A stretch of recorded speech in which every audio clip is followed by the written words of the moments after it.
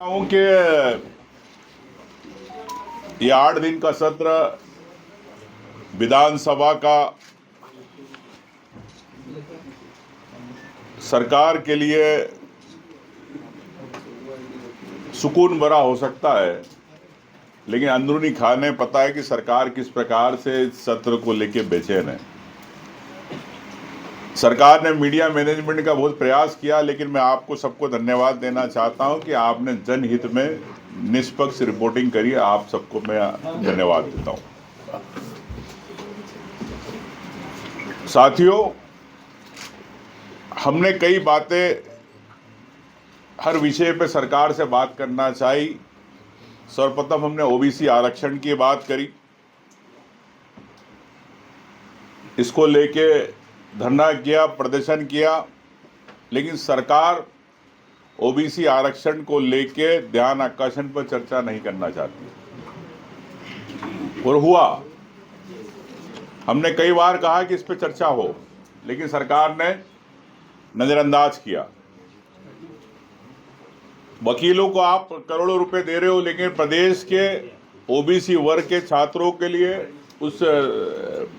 उनके आरक्षण के अनुसार सरकार इस पे कोई फैसला नहीं लेना चाहिए। तो मैं कहना चाहता हूं, मुख्यमंत्री जी आप ओबीसी से आते हैं, शिवराज जी आप ओबीसी से आते हैं, क्यों आज ओबीसी वर्ग से, पिछड़ा वर्ग से आप भाग रहे हो प्रदेश के? ये बड़े आश्चर्य की बात है, इस पे सरकार को जवाब देना चाहिए। हमने बात करी वन अधिकार के पट्टों की, सरकार को चिताया, स्थगन दिया।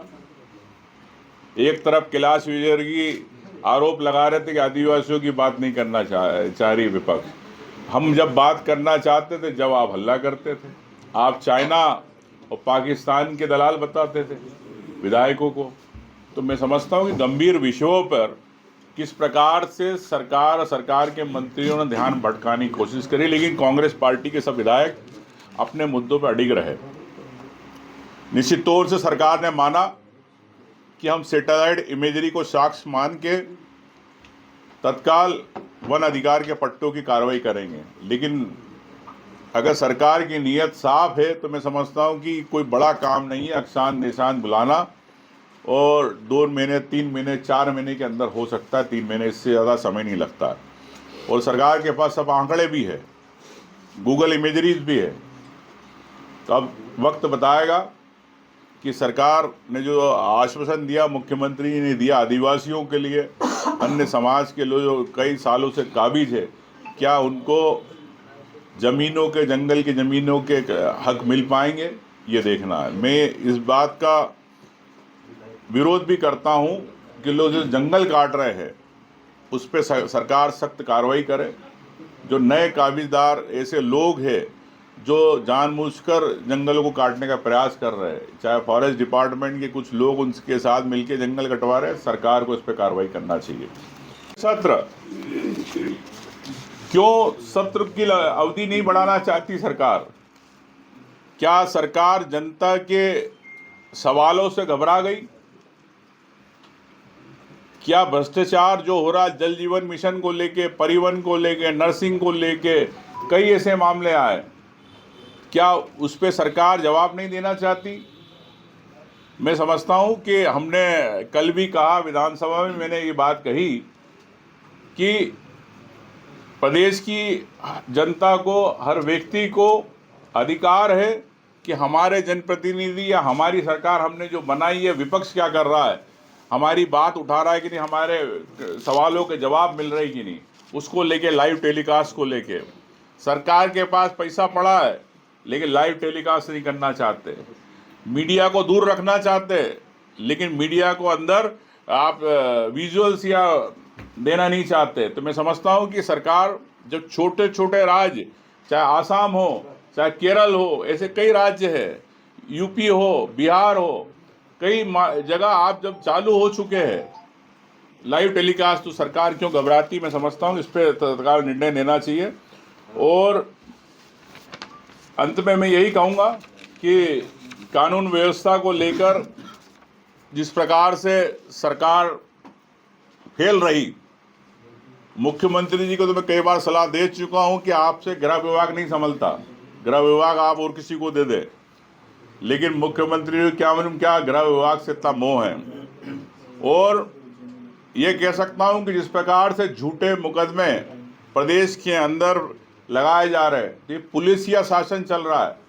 मैं समझता हूं कि प्रदेश की जनता इस चीज़ को समझ रही है। 107, 151, 108 ऐसी कई धाराएं हैं जिसका दुरुपयोग किया जा रहा है। चंबल के अंदर डकैती अधिनियम जब डकैत थे, लेकिन वो आज भी डकैती अधिनियम सरकार ने खत्म नहीं किया। डाकू खत्म हो गए चंबल में, लेकिन उसका दुरुपयोग होता है। कई इनके नेता उस डकैती अधिनियम में अगर किसी ने 100 रुपये भी ले लिए किसी से तो उस पर डकैती लगवा देते। तो ये उसका दुरुपयोग मैं सरकार से चाहूँगा कि चंबल के अंदर डकैती अधिनियम कानून भी खत्म होना चाहिए कि आज उस चंबल के अंदर कोई डाकू नहीं। जनप्रतिनिधियों से बड़ी हो गई, हम लोग जनता की आवाज़ है। विपक्ष एक मैं समझता हूँ कि जगाना काम करता सरकार को, लेकिन सरकार आम जनता की बात को सुनना नहीं चाहती। साथियों, इसमें यह भी कहना चाहता हूं कि मुख्यमंत्री जी भी ईद का चांद रहे, कभी आए कभी नहीं आए, तो इससे मालूम पड़ता है कि आप कितने गंभीर है। प्रदेश के विषयों पर चर्चा आप नहीं चाहते, आप बैठना नहीं चाहते। मैं चाहूँगा मुख्यमंत्री जी कि जब सदन चले तो आप उसमें हाजिर रहे। ये जनता की भावना है, प्रदेश की जनता की, ये मैं कहना चाहता हूँ। साथ में जिस प्रकार से श्रम कानून का बदलाव किया गया, लाखों श्रमिकों के साथ जो उनके अधिकार की बात है, उदाहरण के लिए अगर हड़ताल करना है तो पहले नोटिस देना पड़ेगा। मैं समझता हूं कि हड़तालें तत्कालिक घटनाओं पे होती है, तत्कालिक विवाद पे होती है। तो इस प्रकार से सरकार ने हर मजदूर का हक छीना है। मेट्रोपॉलिटन योजना जो 2 महानगर बनाए जा रहे हैं, इस महानगर को लेके भोपाल और इंदौर को लेके, हालांकि इन्होंने जबलपुर, ग्वालियर, रीवा महानगर को लेके सरकार ने कोई ना बिल लाए ना इस पे बात करी, लेकिन ये 2 जो महानगर बनाए जा रहे हैं इसमें कई लाख हेक्टेयर जमीनें जाएगी। उदाहरण के लिए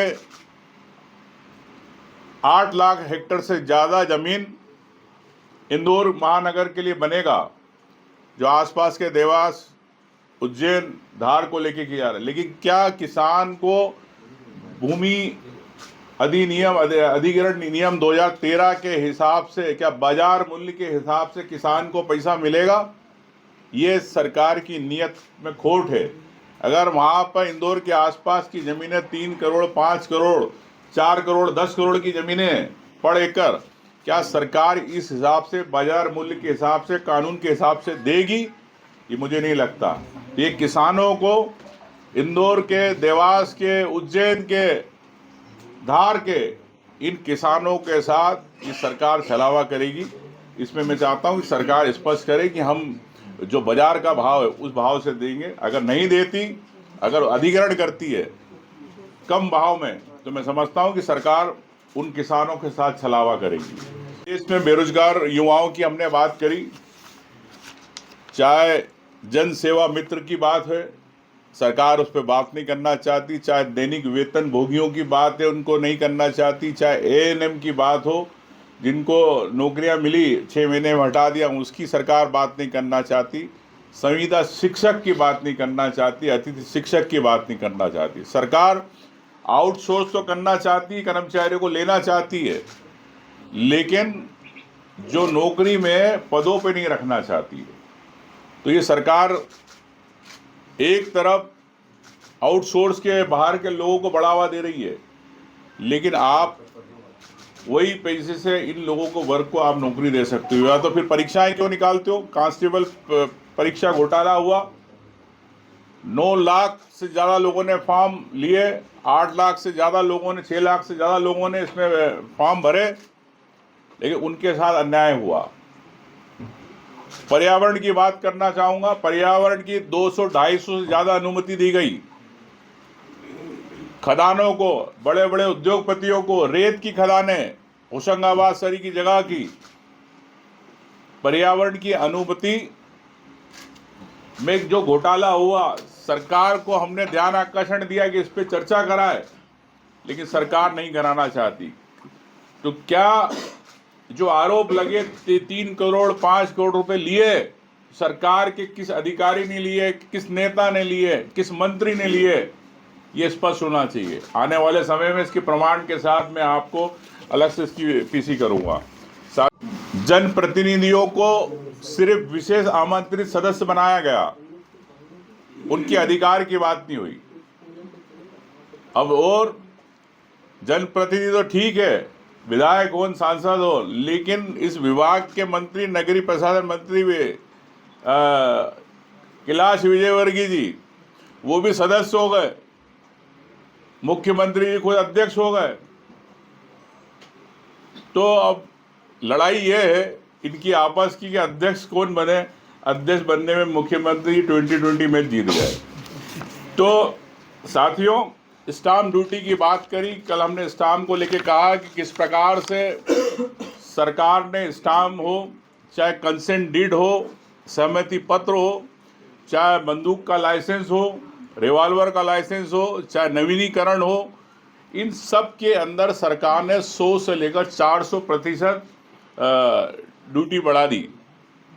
तो आम व्यक्ति जो एक टाइपराइटर के पास आवेदन लेकर जाता, शपथ पत्र बनवाता है, ऐसे ही उसको 100 200 300 रुपये खर्च हो जाते हैं, तो उस पर और ज़्यादा वजन आएगा।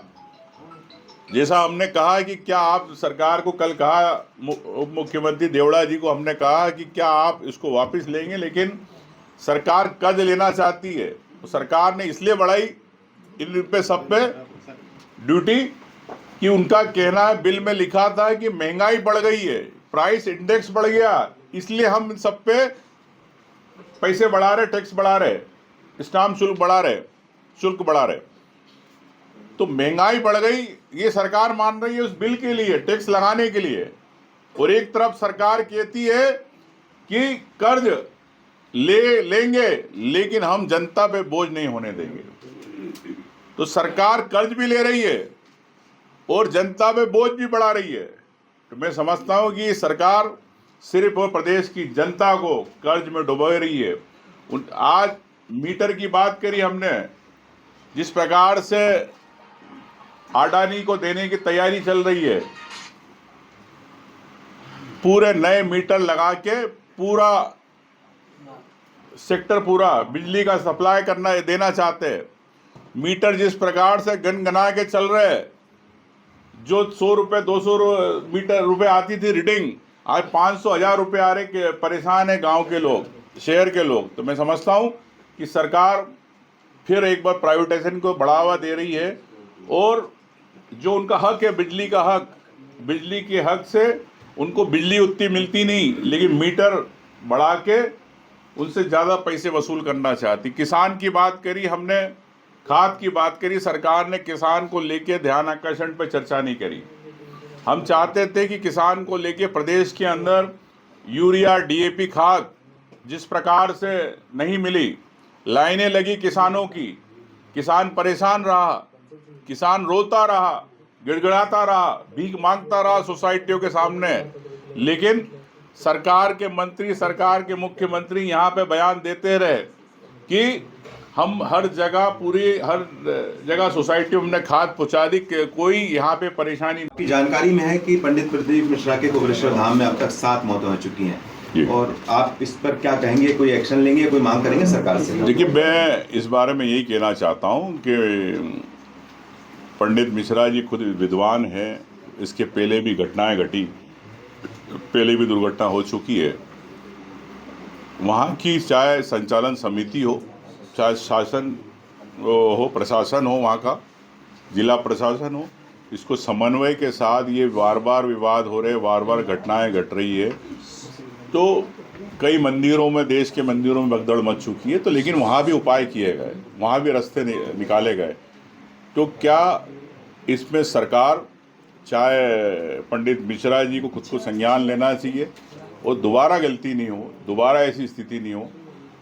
क्या हम धर्म की बात कर रहे, रुद्राक्ष वितरण कर रहे हैं, लेकिन किसी की मौत पे रुद्राक्ष का वितरण नहीं होना चाहिए।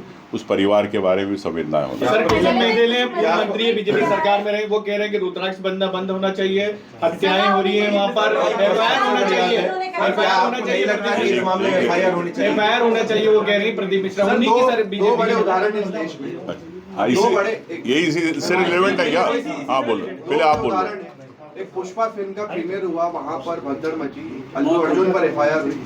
दूसरा, जब आरसीबी का जश्न चल रहा था बेंगलोर में, तब 11 लोगों की मौत हुई, विराट कोहली पर मामला दर्ज वो हुआ। दोनों सरकार, तो जब प्रदीप मिश्रा का कार्यक्रम है, 5 मौतें हुई हैं, तो फिर उन पर क्यों नहीं और उन्हीं की सरकार में मंत्री रही कुसुम मेहदेले कह रही कि एफआईआर दर्ज होना चाहिए और रुद्राक्ष वितरण बंद होना चाहिए। और कोई सवाल इससे रिलेटेड? उन्होंने कहा कि प्रदीप मिश्रा के खिलाफ कार्रवाई होनी चाहिए, उनको जेल में डालना चाहिए, उनका ये कहना और है। विपक्ष के नेता के तौर पर आपको नहीं लगता कि जैसा सत्ता पक्ष मांग रहा है, आपको नहीं लगता एफआईआर भी होनी चाहिए?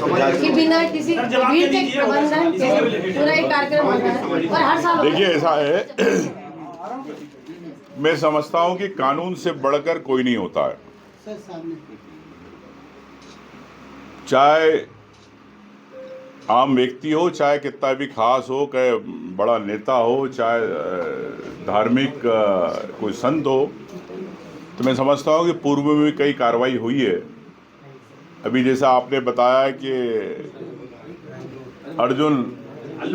अल्लू अर्जुन पे भी कार्रवाई हुई, एक्टर पे, विराट कोहली एक खिलाड़ी है, पूरे देश में उनको नाम जाना जाता, विश्वविख्यात है, इन लोगों पे कार्रवाई हो सकती। तो एक संत अगर ये बार इस प्रकार की कार्रवाई वहाँ पे गलती हो रही है उनकी संचालन समिति पे, उसका कौन जवाबदार है? सरकार को तत्काल निर्णय लेना चाहिए और उस पर कार्रवाई करना चाहिए। Thank you.